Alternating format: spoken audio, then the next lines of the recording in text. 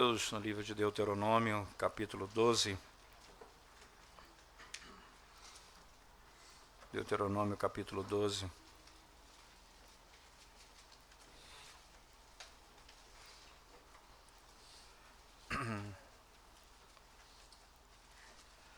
Nós vamos ler a partir do primeiro verso,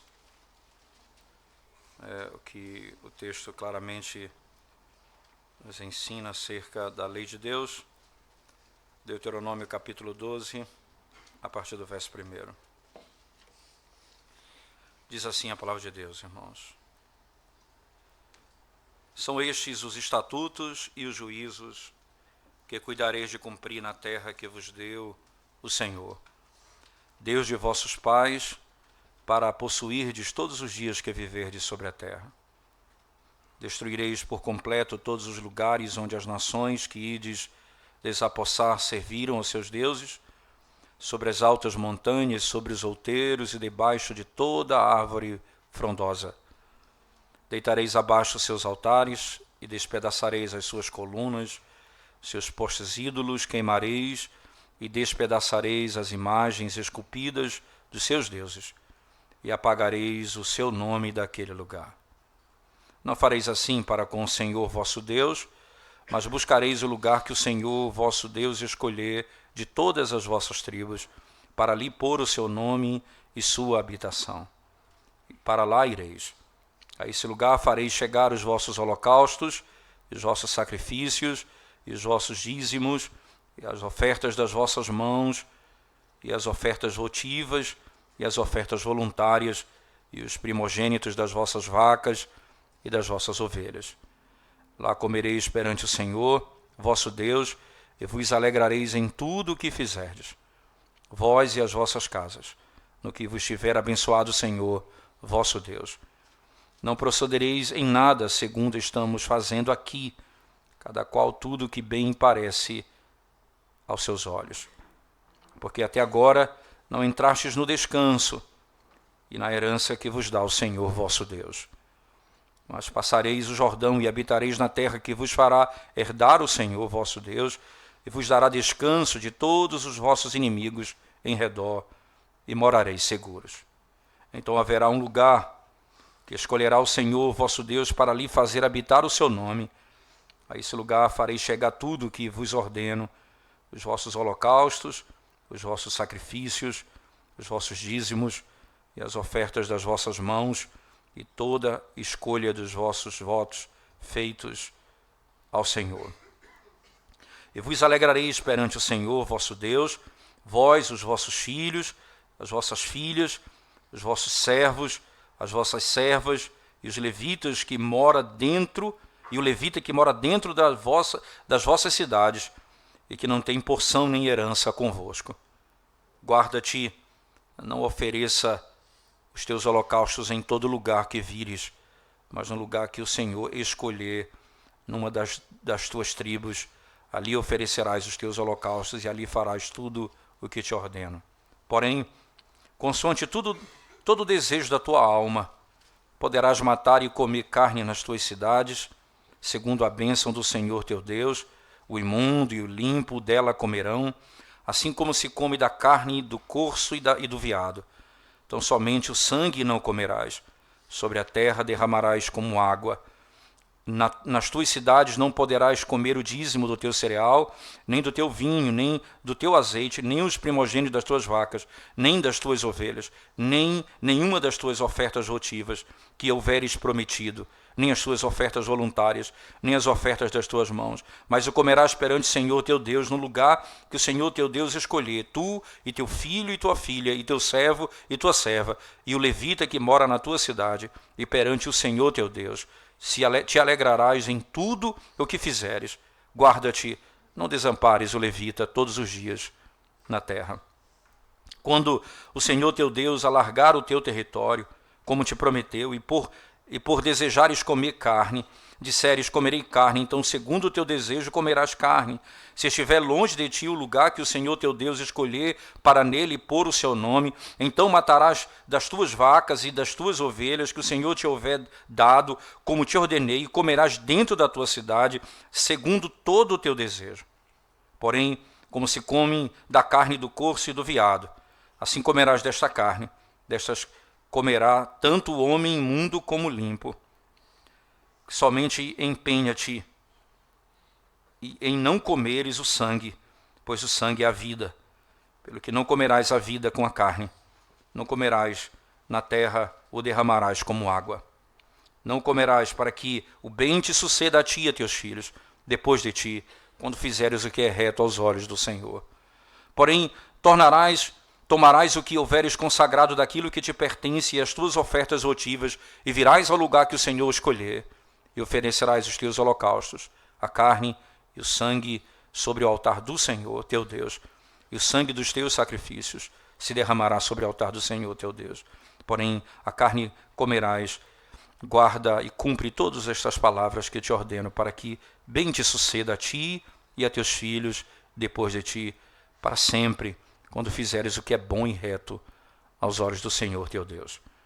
Quando o Senhor teu Deus eliminar de diante de ti as nações, para as quais vais para possuí-las, e as desapossares e habitares na sua terra, guarda-te, não te enlaces com imitá-las, pois após terem sido destruídas diante de ti, e que não indague acerca dos seus deuses, dizendo, assim como serviram estas nações aos seus deuses, do mesmo modo farei eu. Não farás assim ao Senhor teu Deus, porque tudo o que é abominável ao Senhor e o que ele odeia, fizeram ele a seus deuses, pois até seus filhos e suas filhas queimaram aos seus deuses. Tudo que eu te ordeno, observarás, nada lhe acrescentarás, nem diminuirás. Amém. Vamos à presença de Deus em oração, irmãos. Senhor nosso, quando abrimos a Tua palavra e lemos, ouvindo a Tua voz, nós estamos perplexos diante de tanta verdade e complexidade pela distância até mesmo da cultura, da língua. Essa é a Tua palavra, Senhor. Foi nesse contexto e com essas figuras e realidades que o Senhor quis se revelar na antiga aliança. Então nós clamamos ao Senhor. Desvenda os nossos olhos, Senhor, para podermos contemplar as maravilhas da Tua lei. É o que pedimos em nome de Jesus. Amém.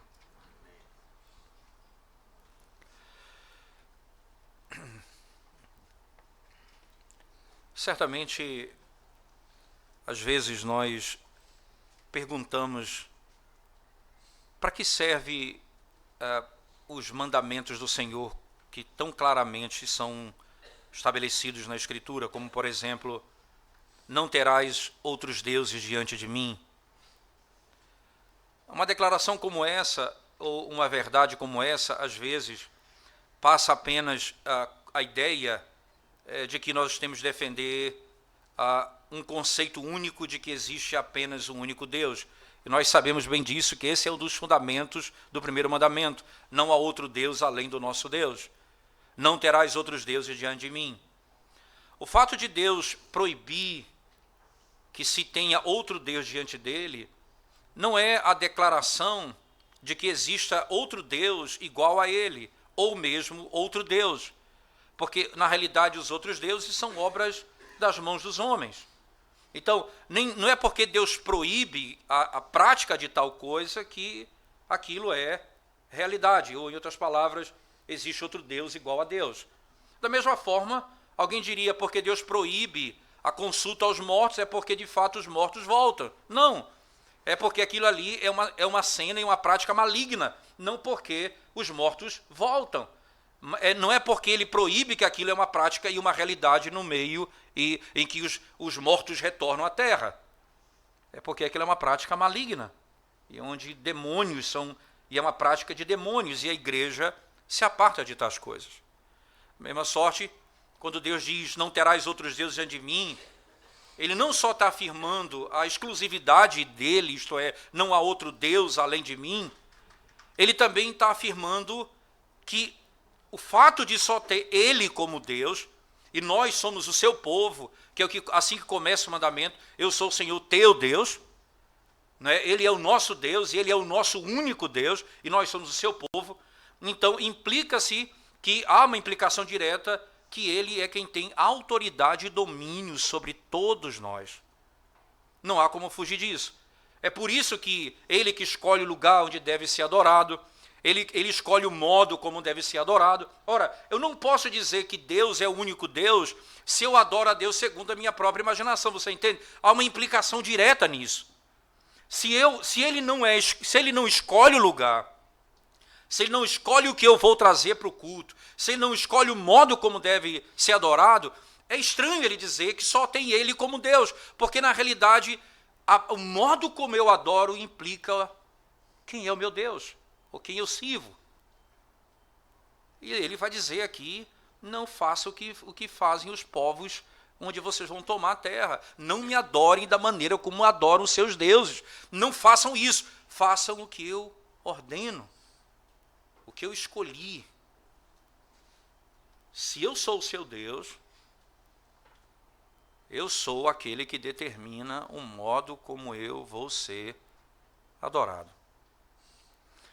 Interessante que você tem uma declaração em Deuteronômio, das mais belas, como no capítulo 6, que diz: ouve Israel, o Senhor teu Deus é o único Senhor. São declarações específicas de exclusividade do único e verdadeiro Deus. E logo depois vêm as declarações daquele único Deus, como ele exige, como ele requer que o povo o adore. Há um só Deus. Há um só Deus. E dessa verdade surgem leis fundamentais. Preste atenção nisso, irmãos. A lei de Deus é baseada no ser de Deus. E porque há um só Deus,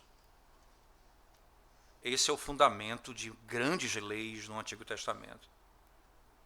Uma delas é que Deus, somente Deus, deve ser adorado. E que não deve haver outro Deus diante dele. Que esse é o primeiro mandamento. E consequência desse mandamento, vem o segundo mandamento. Vocês não vão me adorar segundo as suas próprias imaginações, mas segundo aquilo que eu ordeno na minha palavra. Nós somos proibidos de adorar a Deus, nós somos proibidos de adorar o verdadeiro Deus, da mesma maneira que os falsos deuses são adorados. Nós somos proibidos de adorar a Deus da mesma maneira que os falsos deuses são adorados. É estranho a ideia do sincretismo religioso, quando adora-se falsos deuses por meio desses cultos afro e tentam inserir dentro do culto ao Deus verdadeiro práticas que pertencem à adoração a falsos deuses. O Senhor vai dizer aqui: não me adorem como os seus deuses são adorados. Não me busquem da mesma maneira como eles são buscados. Você entende?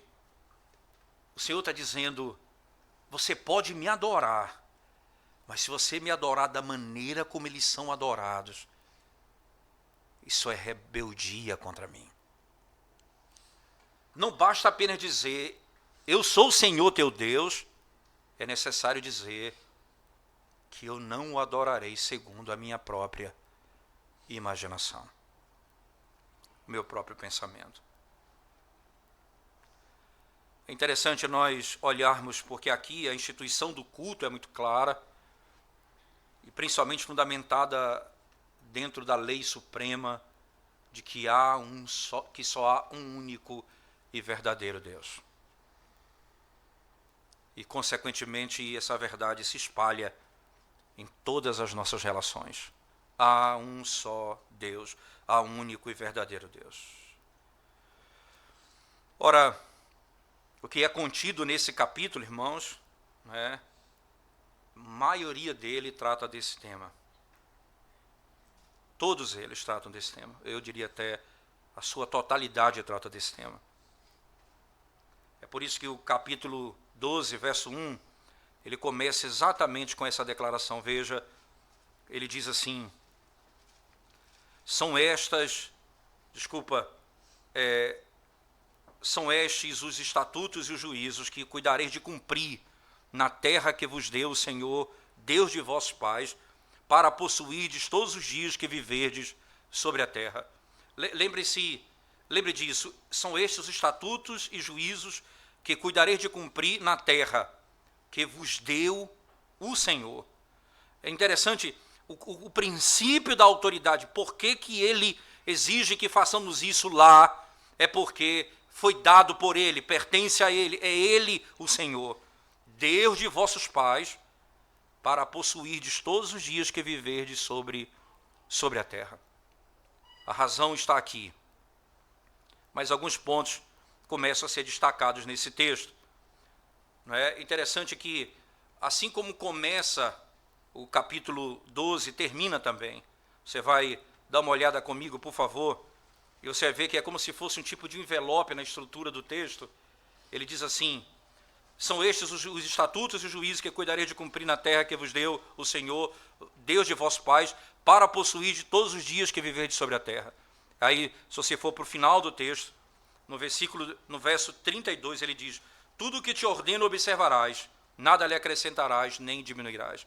Aqui é como se ele fechasse tudo aquilo que ele começa a dizer, ele termina aqui. Ora, tudo o que eu te ordenei, vocês vão fazer. Ele acrescenta uma informação na última sessão: nada acrescentarás. Nada acrescentarás aquilo que foi ordenado. Você entende que o que está sendo dito é: vocês vão ouvir a minha voz, vocês vão fazer o que eu ordeno, e vocês não vão acrescentar nada à minha voz. Cuidado, porque o nosso coração é isso. Ele é uma fábrica disso, e pronto para fazer isso, nos desviarmos rapidamente da verdade. Essa estrutura, então, que começa e termina, o problema é que muitos comentaristas, por exemplo, vão pegar os 2 últimos versos do capítulo 12 e vão interpretar como se fosse aquilo que é o início do capítulo 13, como se fosse a retomada do capítulo 13. E eu penso que quando se faz isso, se comete um erro, porque você vê nitidamente uma estrutura que inicia e termina. Há uma intenção na própria narrativa de mostrar claramente que aquilo que está sendo dito foi ordenado por Deus, e isso é tão autoritativo para o povo que nada pode ser acrescentado a isso. Então pratique o que eu estou ordenando. Faça aquilo que está sendo ordenado. Então o texto começa, e aqui as palavras do Senhor começam a ficar mais claras ainda. Acompanhem comigo, irmãos, no verso 1, não é? Interessante porque você não deve pensar que a nossa religião ela é instituída apenas para que possamos trabalhar no tempo da nossa servidão ou nos dias em que formos colocados em solidão, como consolo da aflição. Normalmente, a religião e aquilo que Deus nos ensina serve para consolo na aflição, não tenha dúvida disso. Mas também, quando entrarmos na terra, eles devem continuar fazendo isso na terra de Canaã, tanto no deserto quanto na terra de Canaã. Ele diz todos os dias da sua vida. Quando você é criança, agora, e quando você for adulto depois. Isso não é apenas para o pai e para a mãe, é para o filho. Não é para apenas quando você for adulto fazer, mas todos os dias da sua vida. É para que nós possamos servir a Deus todos os dias da nossa vida. quando nós estivermos ocupados na vida e quando não tivermos nada para fazer. Quando nós formos cheios de trabalho e quando não tivermos nada para fazer. Todos os dias da nossa vida, servir ao Senhor. Interessante porque o texto diz, todos os dias sobre a terra, todos os dias, irmãos, mesmo que seja no estado de tentação que você viva, você deve viver em obediência, né? Você nunca deve abandonar a sua obrigação. Você precisa fazer o que Deus manda todos os dias da sua vida.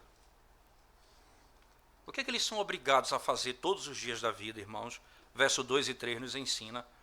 Eles devem abolir e extirpar todas as coisas que os cananeus fizeram ali. Veja o verso 2 e 3, a linguagem utilizada pelo profeta, por Moisés. Ele diz assim, ora, destruirei por completo todos os lugares onde as nações que ides desapossar serviram aos seus deuses, sobre as altas montanhas, sobre os outeiros e debaixo de toda árvore frondosa. Deitareis abaixo os seus altares, despedaçareis as suas colunas e os seus postes ídolos, queimareis e despedaçareis as imagens esculpidas dos seus deuses e apagareis o seu nome daquele lugar. É interessante apagar o seu nome daquele lugar. A menção aqui é interessante, irmãos. Veja, não está falando aqui de templo, mas de lugares onde os ídolos eram adorados, não é? Veja, você vai encontrar em florestas, em bosques, em altos lugares, em lugares altos elevados, né? em lugar onde crescia árvores.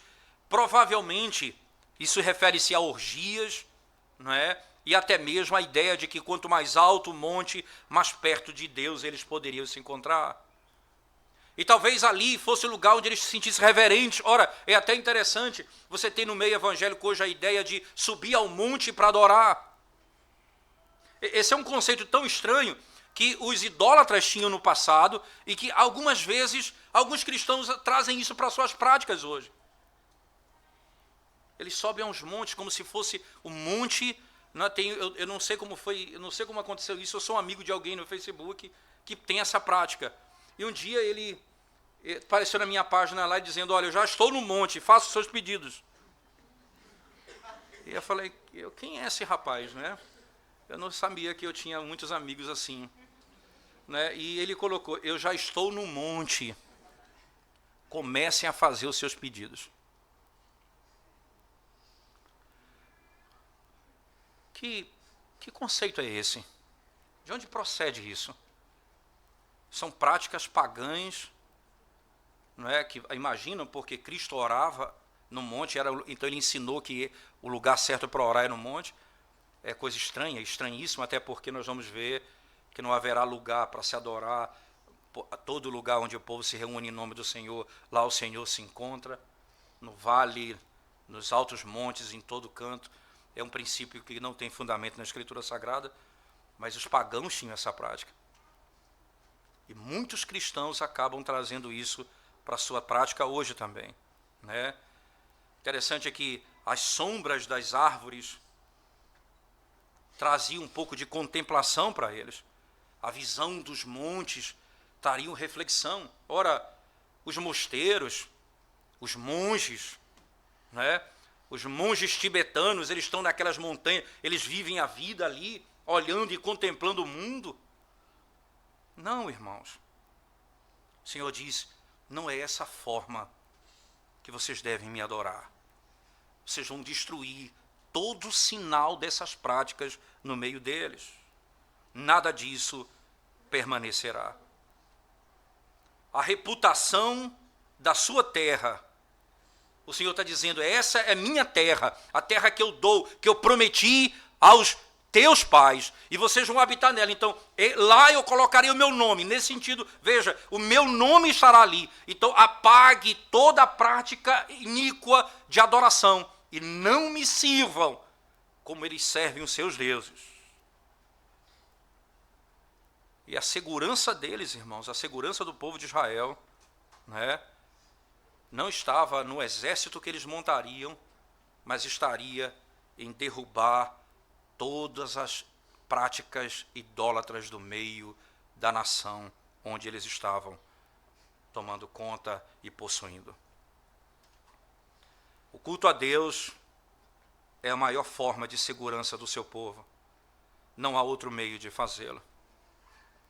O reino de Deus precisa ser estabelecido, tanto nas pessoas como em lugares. Sobre as ruínas do reino de Satanás. É sobre esse reino que Deus vai estabelecer o seu reino. E é necessário que nós não negociemos com o reino das trevas para ficarmos nesse mundo. Cada passo que nós damos, e quando se tem um lugar de adoração a Deus, nós não devemos servir a Deus como servem os povos dessa terra. Nós devemos servir a Deus como Ele ordena na sua palavra. Isso diz respeito a toda a realidade da vida, irmãos. Eles não podem ficar de pé juntamente e ter comunhão entre Cristo e Belial. Não há comunhão entre Cristo e Belial. Uma vez que o reino do Senhor é instituído, uma vez que o nome do Senhor é estabelecido, ora, irmãos, por mais que nós achemos que há uma necessidade de negociar nesse mundo, e uma certa forma e a certa medida nós teremos, mas não esqueça que o reino de Deus, ao ser estabelecido no fim, não haverá negociata. Todos serão expulsos da presença dele, e nenhum dos que praticam impureza e que adoram falsamente ao Senhor permanecerão de pé naquele dia. Eles serão expulsos diante do Senhor. E a igreja do Senhor marcha dessa forma, né? Interessante, eles são ordenados a fazer um ponto importante no verso 4. O verso 4 vai dizer: não transfira os ritos e o uso dos idólatras para o culto a Deus. Isso é muito claro. Não transfira os ritos e a prática de culto dos idólatras para o culto a Deus. Nem debaixo da cor da beleza e da melhora. Não faça isso ao Senhor seu Deus. Não pense que você vai glorificar a Deus oferecendo sacrifício nos montes, nos outeiros, levantando pilares, plantando jardins, levantando imagens. Não. Preste atenção nisso. Somente o que agrada a Deus e é ordenado por Ele deve ser. Ele está acima de todos os deuses. E Ele não pode ser adorado da mesma maneira que os outros deuses são adorados. Não pode ser. E nós podemos dizer isso, irmãos, sem ter nenhum tipo de equívoco, nenhum tipo de medo de afirmar. Quando nós trazemos para o culto ao Senhor aquilo que é abominável adiante de Deus, como usado nos cultos aos falsos deuses.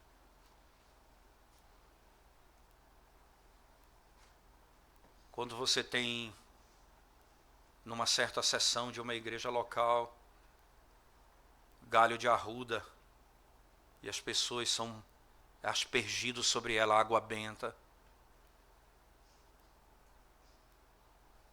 Como pode isso? Eles estão adorando ao verdadeiro Deus, segundo os falsos deuses são adorados.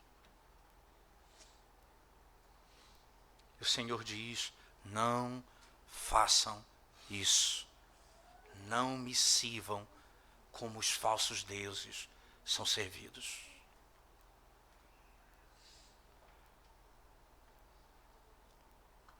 Isso diz respeito ao cuidado que nós temos que ter com o culto ao Senhor. Ele está no nosso meio E nada disso pode ser feito distintamente. Na sequência, você vai encontrar, e aí são estruturas maiores, não tão pequenas como essa, mas são estruturas maiores. Daí, apesar do texto ser mais longo, a estrutura é rápida e a gente consegue compreender o que está acontecendo aqui. Veja só, do verso 5 em diante, né, você não vai encontrar, isso é importante, não existe nenhuma única ordem na lei de Moisés. Não existe nenhuma ordem na lei de Moisés de modo tão abrangente, que é de modo tão abrangente usado, melhor dizendo, e inculcado na vida da igreja, do povo de Israel, do que o conceito dos sacrifícios que devem ser trazidos a Deus e do modo como Deus deve ser adorado. Veja, existem muitos mandamentos, mas nenhum mandamento é tão firmado na mente do povo ao dizer: não apresentem sacrifícios dessa e dessa maneira, apresentem sacrifícios dessa maneira, adorem ao Senhor dessa maneira. Por que isso é tão importante? Por que o mandamento para fazer isso e a proibição do contrário é muito clara? São repetidas novamente, de novo, de novo, de novo. E aí você diz: eu acho que eu já ouvi esse sermão antes, eu acho que já falaram de culto uma vez aqui. Por que isso é tão importante na lei de Moisés? Por que é tão sério isso, irmãos? Porque há uma prontidão no nosso coração para a idolatria. Porque há uma facilidade na nossa alma de querer resolver os problemas da igreja pela frouxidão ética e moral. Nós vamos melhorar o culto a Deus, nós vamos tornar o culto mais agradável às pessoas. E quando eu lembro de irmãos sinceros que passaram por nós e diziam: eu não vou permanecer na igreja porque eu não concordo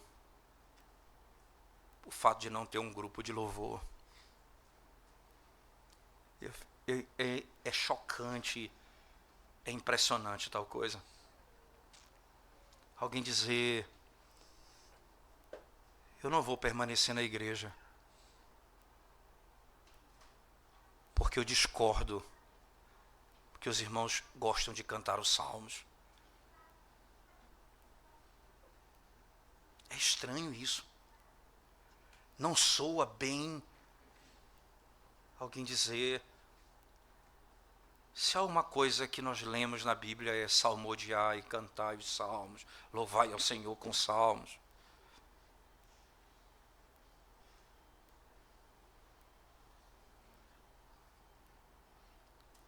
E nós temos alegria em cantar os salmos. Mas você imagina o coração do homem, ele é inclinado para a novidade, ele é inclinado para as coisas desse mundo, e ele quer rapidamente fazer o que é melhor para ele. Há uma prontidão no nosso coração, irmãos. Mas é tão repetido isso, não só por causa da mazela da nossa alma, mas para o nosso próprio bem. Porque nós vamos ouvir agora nessa segunda parte a quantidade de vezes que Deus usará o termo com alegria, com alegria, com alegria. Se há uma coisa que alegra o coração do crente, é fazer o que agrada a Deus. É para o nosso próprio bem. Não tenha dúvida que é para a glória de Deus. Mas é para o nosso próprio bem. É para o bem dos nossos filhos. É para o bem dos filhos dos nossos filhos. É para o bem da nossa casa.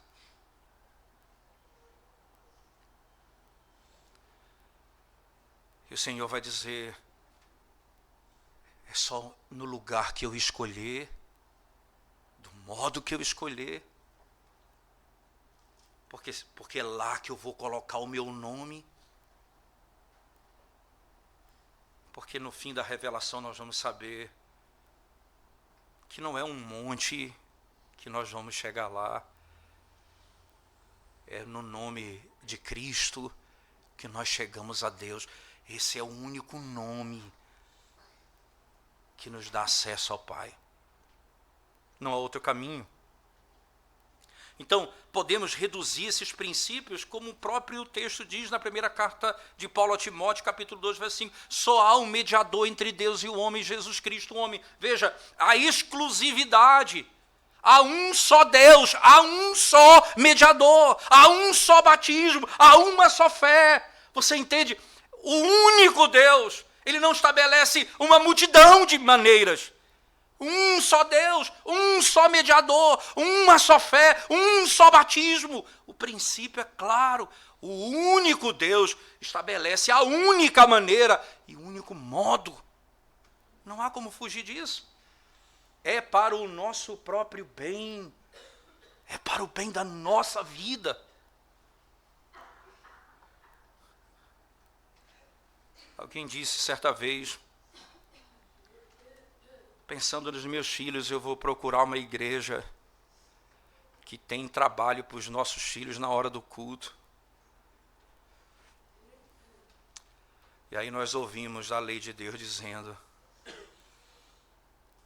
se vocês me adorarem do modo como eu ordeno, eu abençoarei até 1000 gerações. Isto é, os teus filhos, os filhos dos teus filhos. Você quer abençoar os teus filhos? Adore a Deus como Ele ordena na sua palavra até 1000 gerações.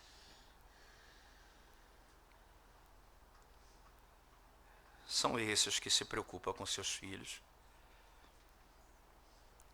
São esses que querem o bem dos seus filhos. Alguns princípios importantes nessa verdade que nós acabamos de colocar como um todo nessa última sessão.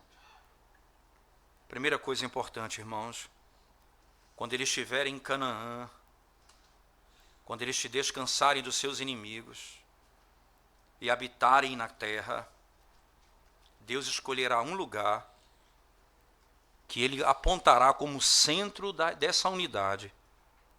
E lá, esse lugar, eles trarão suas ofertas. Verso 10 e verso 11 do capítulo 12.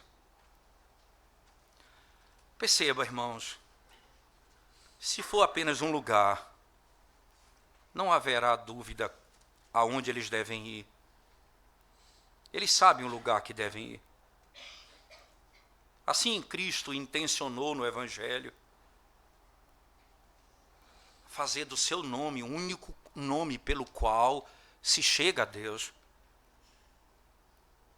Cristo não disse: há um lugar que eu escolhi para ser o poder, o centro do poder, e é Roma.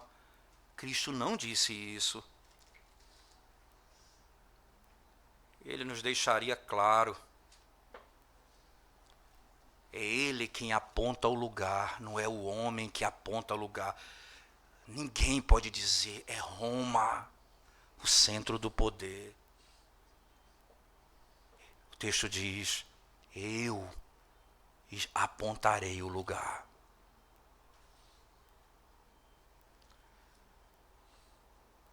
Então eu lembro que Deus não deixa a escolha do povo, a escolha do lugar.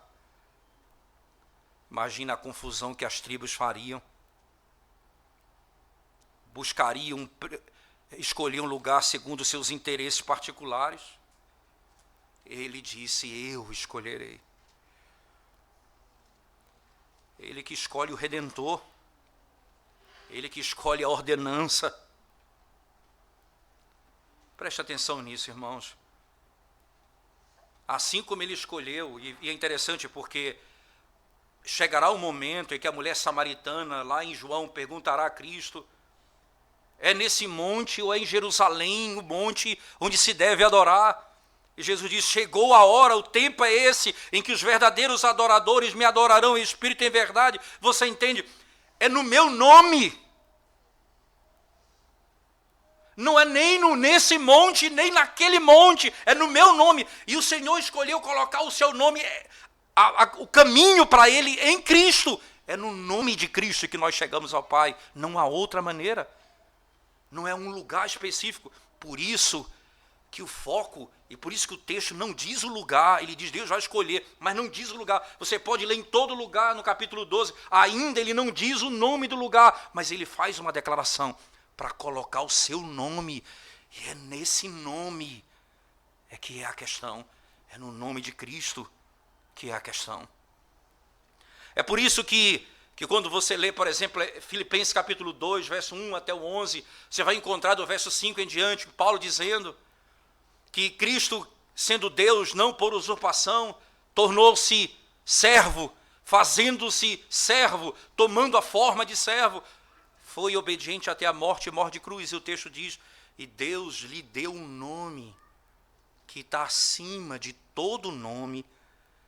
E veja, todo joelho se dobrará e toda língua confessará que Ele é o Senhor. Ele é o nome escolhido por Deus. Não há outro nome.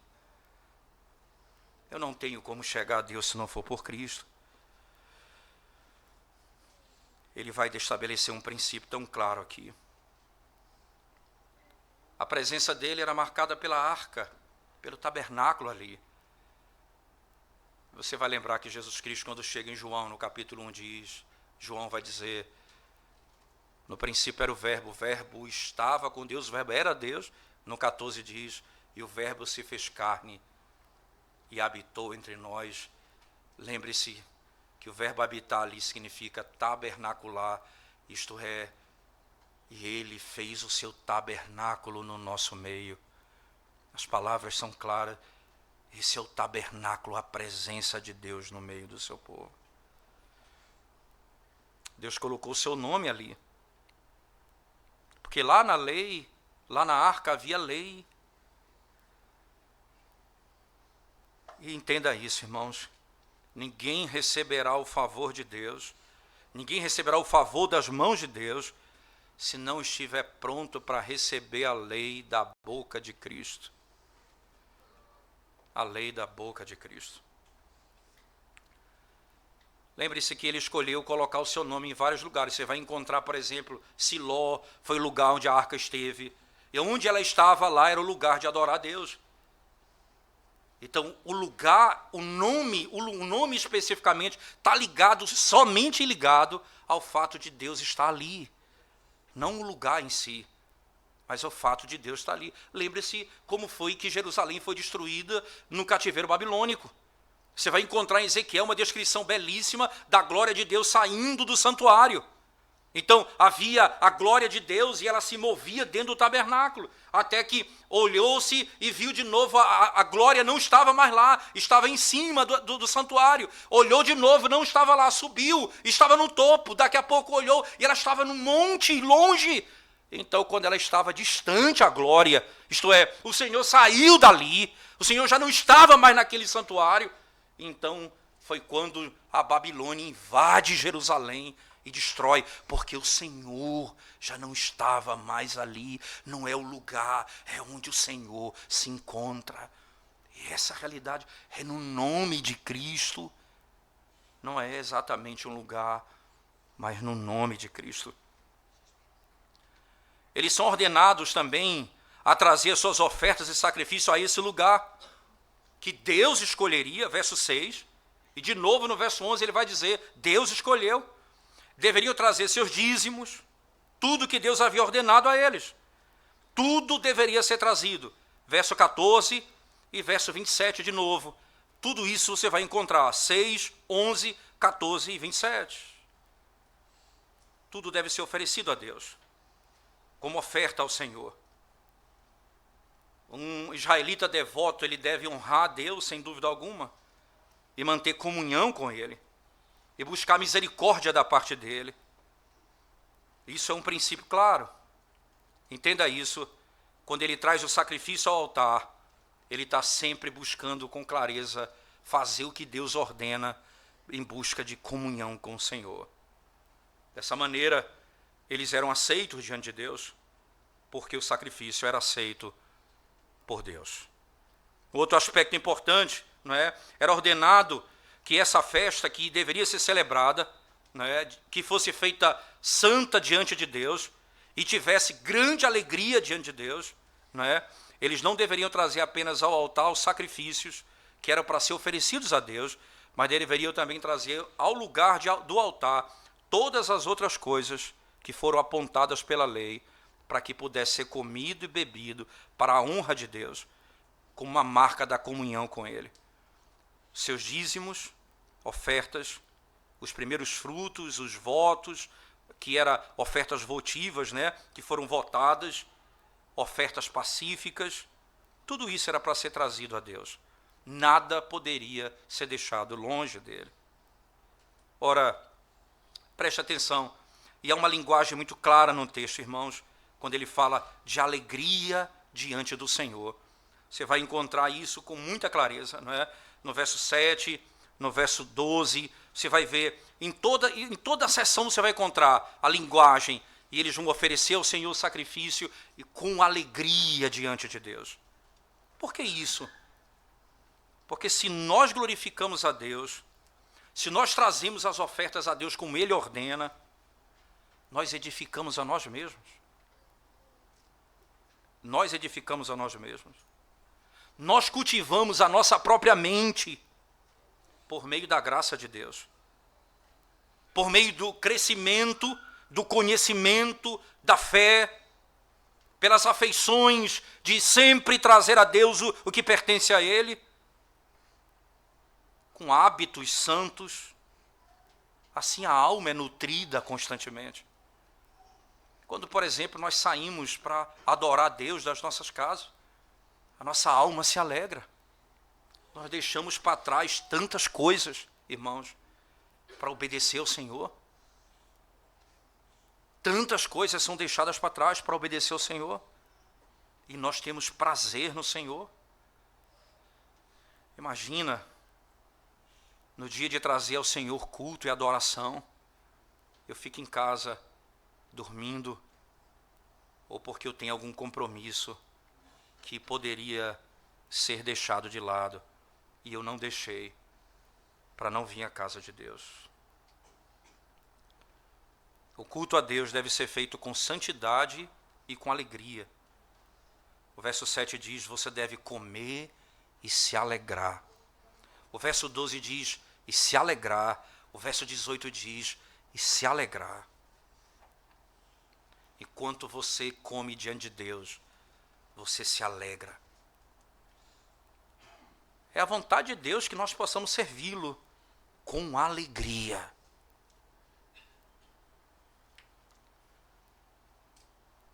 Não deveríamos cobrir seu altar com lágrimas. Deveríamos nos alegrar na presença dele. Que grande Senhor nós servimos, irmãos. Que fez do trabalho, da obrigação de cantar, o nosso trabalho. Você imagina? Ele deu uma obrigação para a gente cantar. Ele disse, eu vou dar um trabalho para vocês, cantem. O trabalho que ele deu foi, alegrem-se em mim. Exultem no meu nome.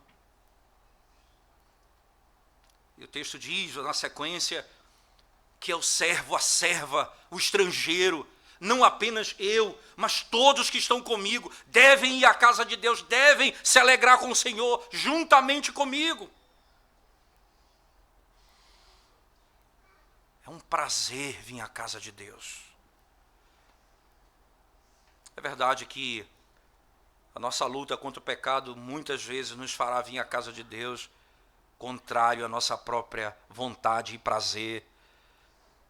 No dia que o pecado toma o nosso coração e que nós estamos desanimados, nós devemos ir à casa de Deus até mesmo quando não temos vontade e dizer, Senhor, ensina-me a te adorar com alegria de coração.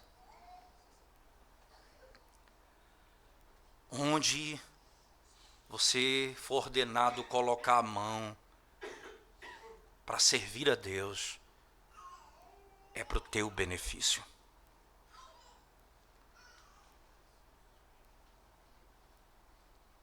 Quando você trabalha o mês todo, e no final do trabalho você recebe seu salário, você recebeu a gratificação pelo teu trabalho. Há uma gratificação por servir a Deus. Há um grande salário em servir a Deus. A nossa mente é transformada. A nossa alma é transformada. A nossa perspectiva de mundo é transformada. E quando nós trazemos tudo que temos para adorar o Senhor, nós fugimos daquele pecado tão sério que foi anunciado por Moisés no capítulo 7 e 8. Cuidado quando vocês entrarem na terra e vocês tiverem tanta coisa, se esqueçam do Senhor e digam: foi meu braço que me deu força para adquirir. E a maneira de você se proteger disso é: tudo que você tem, sirva ao Senhor. Tudo que você possui, seja para a glória de Deus. É a única maneira de você guardar o seu coração da soberba e do orgulho e manter-se são diante das tentações da vida. Eles são ordenados também a serem cuidadosos com os levitas. Você vai ver isso muito bem no verso 12, né? Os levitas devem também se alegrar com eles. No verso 19 ele vai repetir isso. Cuidado, não rejeitem os levitas. E esses levitas atendiam aos sacerdotes, eram assistentes dele. Eles cuidavam da vida deles, eles instruíam no lugar onde eles se encontravam. Cuidado com isso. No verso 12 ele dá a razão. É porque o levita não tem herança nesse mundo contigo. Então você não pode simplesmente, como ele não pode ser um homem de negócio, como ele não pode viver para si mesmo, como você trabalha enriquecendo, buscando o seu próprio bem nesse mundo, trabalhando com dignidade, certamente, mas enriquecendo, ele diz: cuidado, não esqueça dos levitas. Você deve trazer à casa do Senhor dízimos e ofertas. E aí ele vai dizer: eles não há outra manutenção, essa é a razão pela qual vocês devem ter cuidado com aqueles que cuidam da vossa alma. Em penúltimo lugar, veja, você vai encontrar também que eles eram ordenados a comer até mesmo a carne comum. Veja, é interessante, porque não apenas a carne que era sacrificada a Deus, e se eles desejassem comer, o que é que fariam? Porque só poderiam comer se fosse sacrificada a parte, era comida com a família no altar.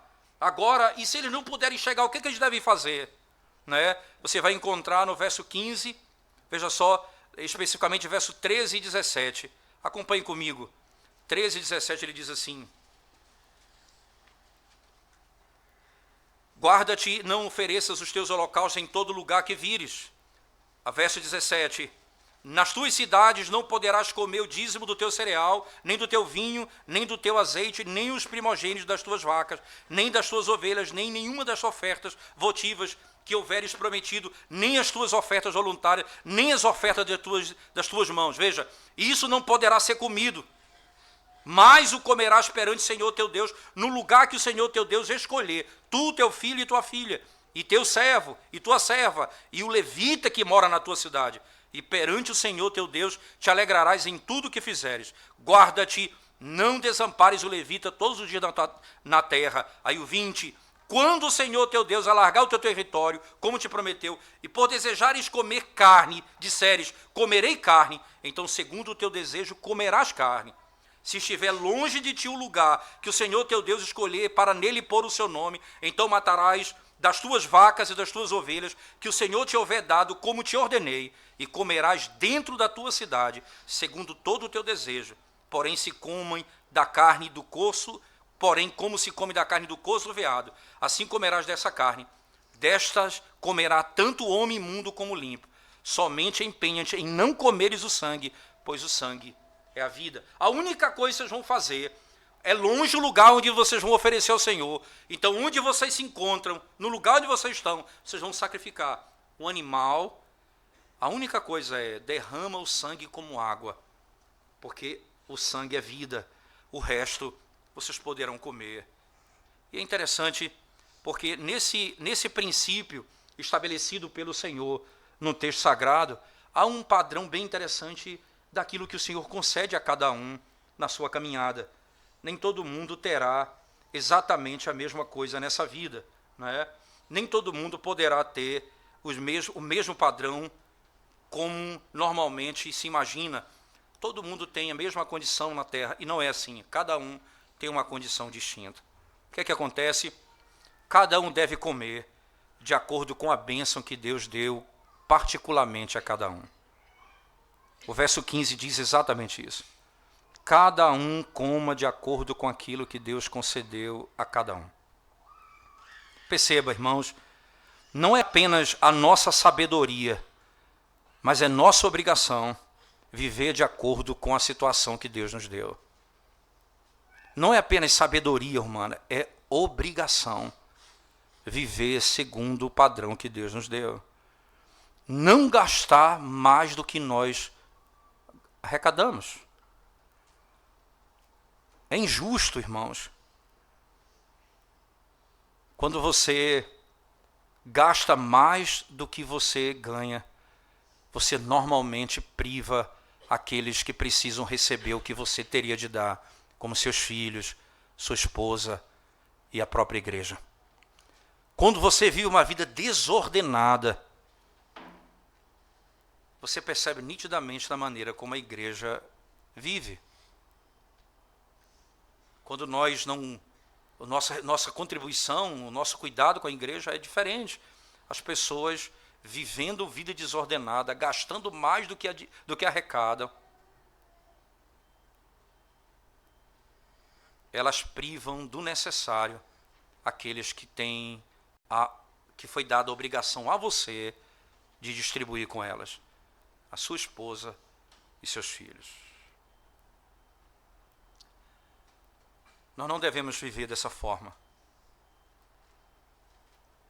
porque certamente nós roubaremos e vamos defraudar alguém quando nós vivemos de uma vida onde ganhamos pouco ou ganhamos o suficiente, mas vivemos como quem ganha menos do que precisa, somente porque vivemos de maneira desordenada.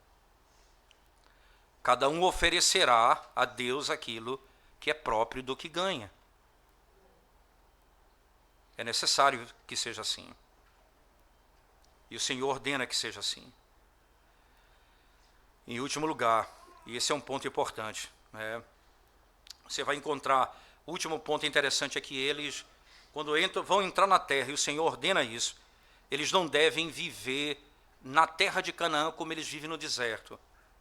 Essa é uma informação importante que é colocada num texto para nós. Lembre-se de uma coisa, irmãos. Não mantenha os costumes impróprios que foram permitidos até no deserto, que era uma condição própria da época. Não mantenha depois que vocês entrarem na terra prometida. Como é interessante pensar nisso. Moisés era um grande governador, colocado por Deus, e ele, recebendo ordens da parte de Deus, disciplina o povo de Israel, que viveu no deserto por tanto tempo, e que praticou algumas irregularidades, que não permaneçam nessa prática quando chegar na terra prometida. Nós nunca devemos esperar, irmãos, ver nenhuma sociedade pura e reta até chegarmos na Canaã celestial. Nós nunca podemos esperar encontrar uma igreja perfeita até chegarmos na Canaã celestial. É por isso que o Senhor estabelece com muita clareza: eles tinham sacrifícios, culto religioso, corte de justiça e governo civil. Eles apedrejavam aquele que quebrava o dia do Senhor. Havia uma regra que eles deveriam guardar a lei de Deus. Mas eles andavam sempre em cima de incertezas. Porque, de modo claro, porque nenhum deles observava as festas solenes e os ritos de purificação com a exatidão que a lei requeria. E muitos faziam isso.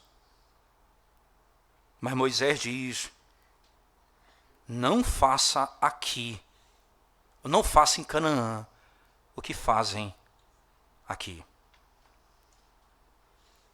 Quando nós estamos em condição ainda de caminhada, irmãos, haverá alguma coisa que precisa ser tolerada e que não será tolerada em outro tempo. Casos de necessidade devem ser considerados, como até mesmo a própria guarda do dia do Senhor. Há coisas que são necessárias e ali a lei do Senhor nos ensina a fazer. Lembre-se disso. A sujeira é permitida numa casa quando ela está em construção, mas uma dona de casa não ficará feliz em ver a casa pronta e suja. Existe algo próprio do processo, mas não existe algo próprio quando tudo está terminado.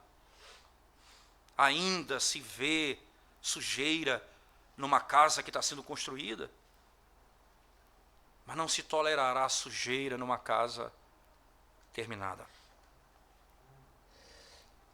Moisés estava pronto para entregar o seu governo.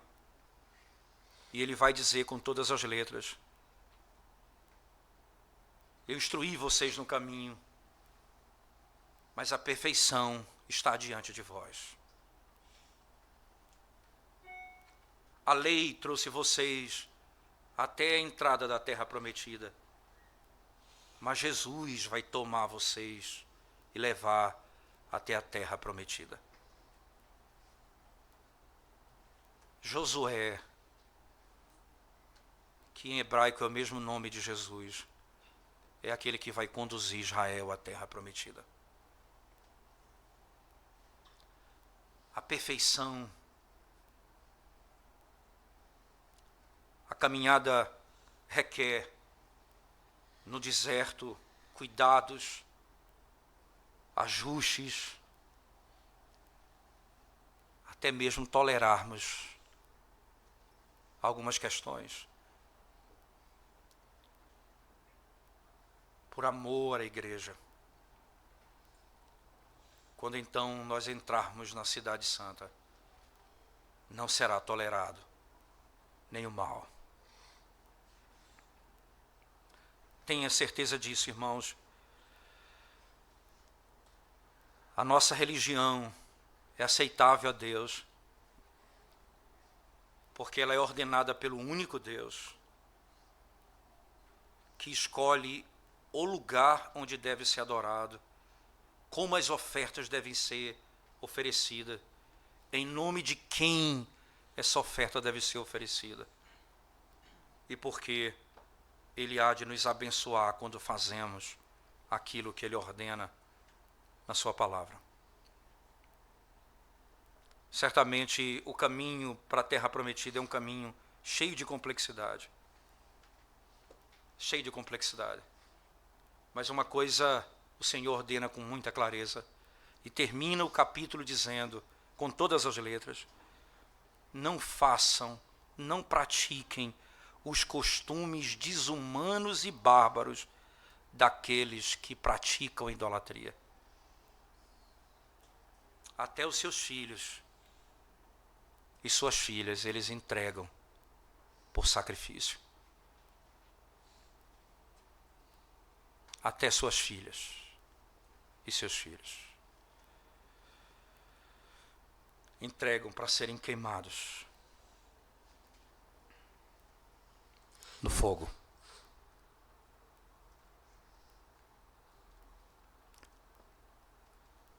Como, irmãos, nós nos atreveremos, sabendo do fim dos que praticam tais coisas, como nós nos atreveremos a usar o método deles para o culto a Deus?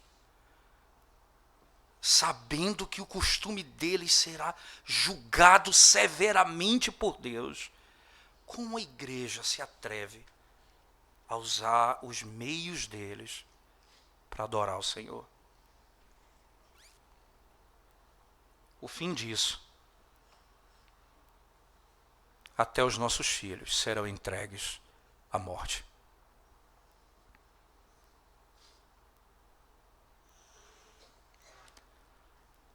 Preste atenção que no culto de idólatras,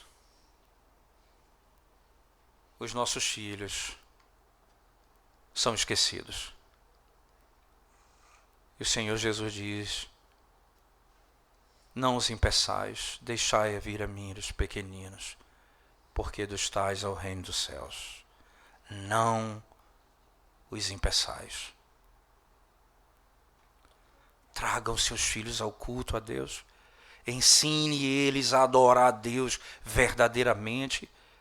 Proteja os seus filhos das investidas de Satanás numa sociedade anticristã.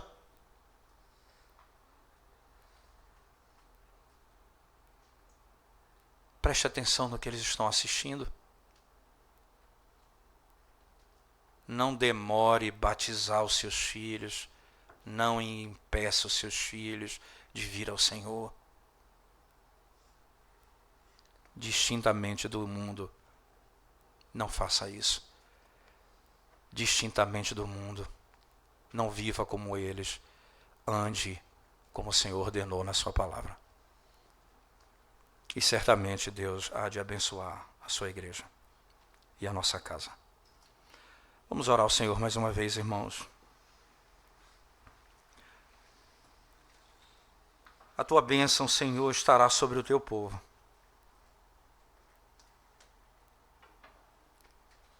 Quando nós, em submissão a Ti,